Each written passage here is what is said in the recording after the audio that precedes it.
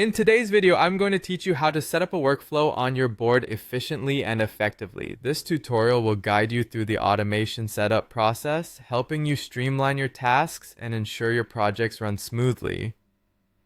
To begin, you'll want to open the board where you plan to establish your workflow. This is the foundation of your automation journey, as everything you set up will revolve around the tasks and processes housed within this specific board. Once you've navigated to your desired board, direct your attention to the top right corner of your screen.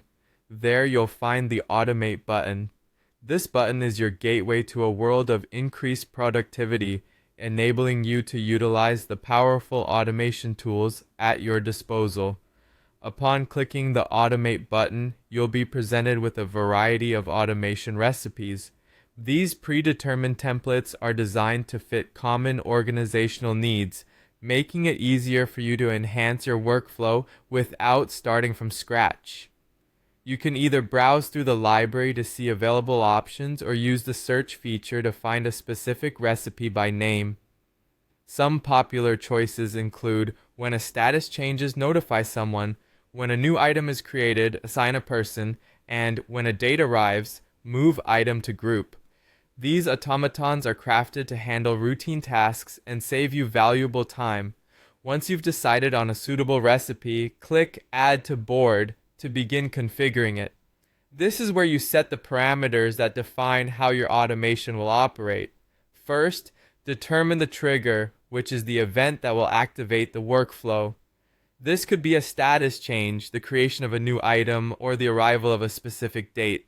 Next, you'll want to establish the action, what you want to happen once the trigger is activated. Popular actions include sending notifications, moving items to different groups, updating statuses, or assigning an owner to a task. For a more tailored experience, don't hesitate to customize conditions and notifications to better fit the unique demands of your team and project.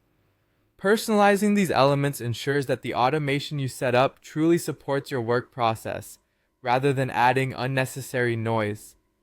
Finally, once you've configured all your settings to your satisfaction, it's time to activate your workflow.